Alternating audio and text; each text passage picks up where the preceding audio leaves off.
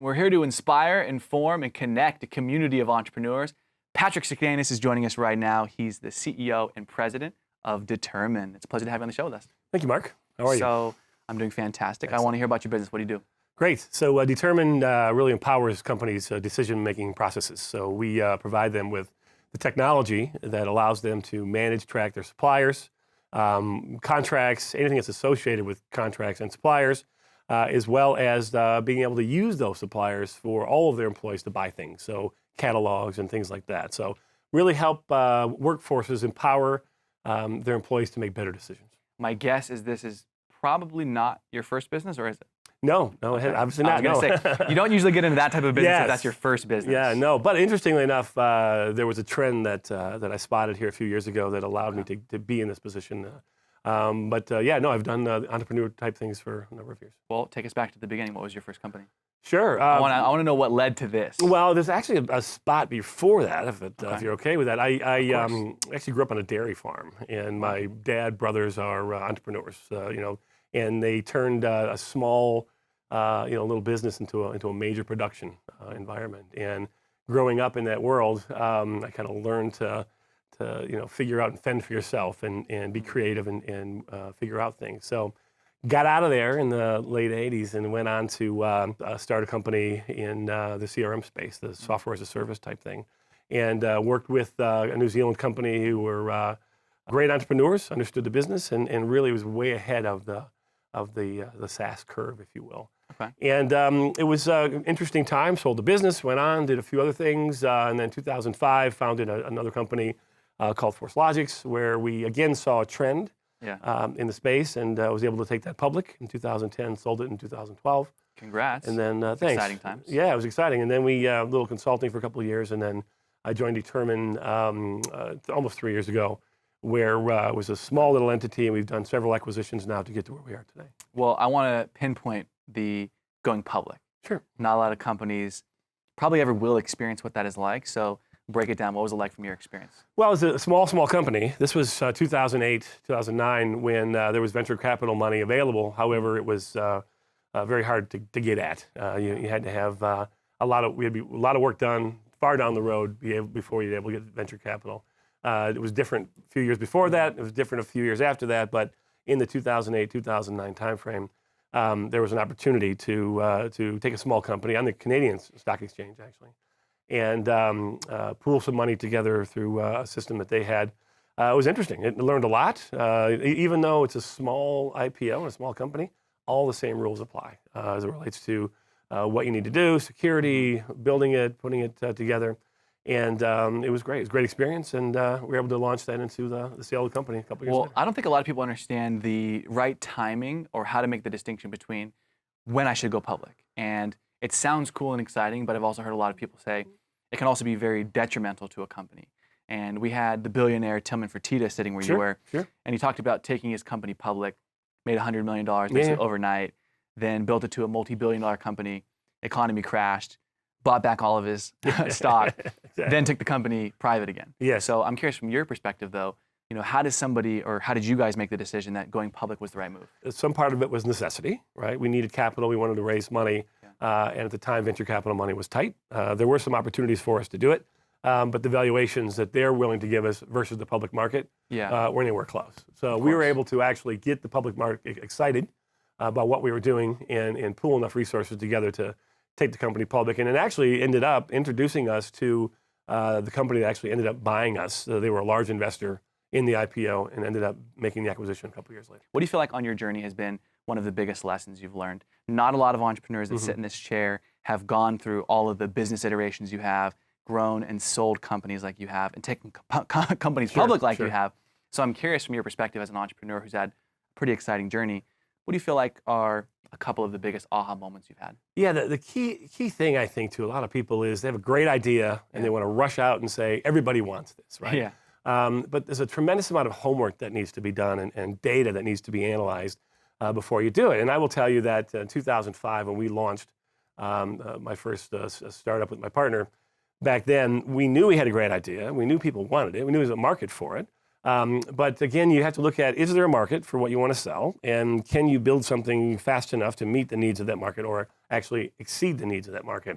And then you have to get the right people on it. So I think the thing that I took away from this, and not only from an entrepreneurial perspective, but from any business standpoint, right? Regardless of what you're going into, make sure the company or the idea that you have, that there's a market for it, that somebody actually wants it. A lot of people say they might want it, but will they practically use your products? Yeah, And then, people go around and say, oh, a lot of people told me they'd buy this. But Exactly. if you've ever watched Shark Tank, right?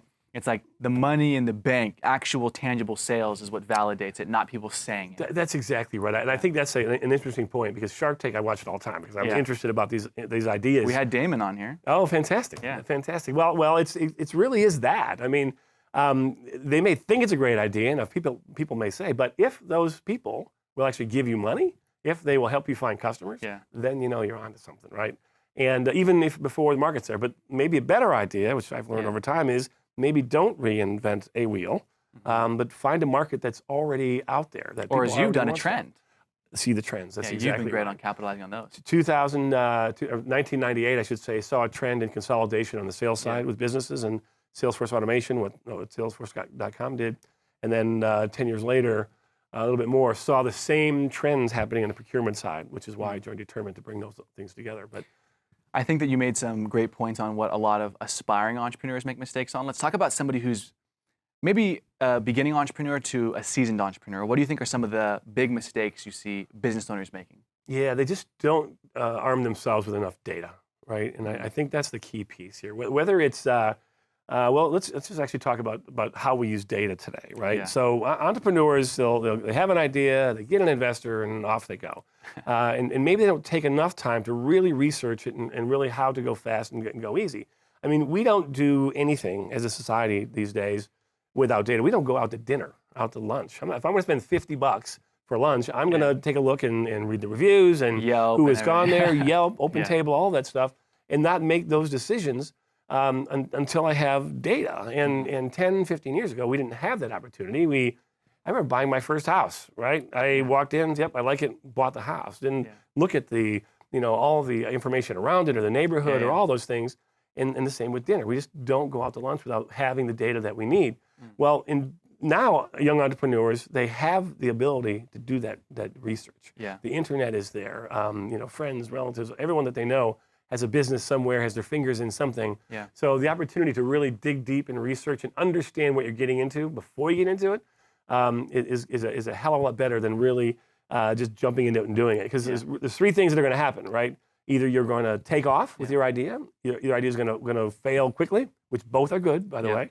The worst is getting caught in that middle and just trudging on, spending money, and never actually going one way or the other. And then if it drags out, then you got trouble. I 100% agree. One of my friends, Max Carey, was one of the founding board members at Outback Steakhouse. Took it from one restaurant to over 2,000, multi-billion-dollar company he helped build, and he's for 30 years been a top Fortune 500 consultant. And data is one of the biggest things he always looks for. He says you can't make a true, intelligent, strategic decision without the intelligence and the data to back it. Exactly. And so I love that you brought that up. Yeah. What do you feel like are three things that the first, second, and third year entrepreneurs absolutely must know before they embark on their journey? Again, I think it goes back to some of the things I mentioned. Really understanding what it is that you're getting into, right? I had a real smart person tell me a few years ago when I was starting a second company, and he said, "This is going to be really hard." And then you say, "No, I've already made up my mind, and we're going to do this. We're going forward." But I don't think people realize how hard it really is to do this. And you may not be able to take a paycheck, and you may not be able to live the lifestyle that you lived. And I think a lot of entrepreneurs think, I have some money in the bank, I have some rich friends, and I'm living a good lifestyle. Well, they keep living that lifestyle. Well, if you truly want to do something and you truly want to do it right, and it's your first foray into entrepreneurship, sell it all and live cheaply and really put your heart and soul into it. So along with that then, find partners or people that will work with you that have different skill sets. One of the biggest mistakes I see people make is two guys or two women come out of school or into business and they're talking together over coffee and say, we got this great idea, let's go do it. But they both have the same skill set. They both are great salespeople or both great finance people. You need to find people or surround yourself with people that have different skill sets. Otherwise, you're gonna have to pay for those skill sets. and that makes it much, much harder. And then the last piece is, again, just understanding your market. Is there a market for it, and can you apply all these things that you've done to that process? Last question as we wrap up. We got a lot of aspiring entrepreneurs. They're trying to make the decision. They're listening to shows like this to put the pieces together to say, when is the right time for me to cut the cord from my source of income that pays for my bills, allows me to live? When can I cut that cord and go all in as an entrepreneur, business owner? What do you think? Yeah, you know what? I'm not sure that I always did it the right way, because I was an all-in kind of guy typically. But I got to tell you, if you can, and especially young entrepreneurs coming out of college or maybe a few years with a company, if you can kind of take that corporate job and work it and get experience and learn deep and try to grow inside that company, and then massage your ideas along the way until you think you have the right idea and before you jump ship, and then really try to get other people to do things for you and use other people's money to do things for you until you're absolutely ready to jump ship. The younger you are, the better. It's harder to do it at 45 years old. Fail fast when you're young, right? When I jumped in, things go fast. You lose a little, you gain a little, you're okay. But as you get older, it gets a little bit more difficult. But again, having the right people surrounded you, and maybe having a little bit of money saved up to be able to live. But you gotta know that when you jump in, as you know, Mark, with entrepreneurialism, you go all in at some point. So you can test it for a while, but when you think you got it right, you gotta go. Yeah, I love that advice. I actually had one person tell me at one point in the business, and we were struggling, and he said, "Do you still have a 401k?" I'm like, "Well, of course I do." He goes, "Well, do you still have, this house and that house?" I'm like, "Of course I do." He goes, "Well, then you haven't gone far enough yet, right?" He said, when that's all gone, You didn't then burn all come the and talk to bridges? me. What, sorry? You didn't burn all the bridges? No. Well, that's another thing. Never burn any bridges, because you never know who's going to come back and I love that. need help. Patrick, thanks for coming on the show. Thank you, Mark. Appreciate you. Appreciate it. I'm Mark Lack. This is Business Rockstars. We connect a community of entrepreneurs. You can join us on Facebook, Twitter, and online at businessrockstars.com.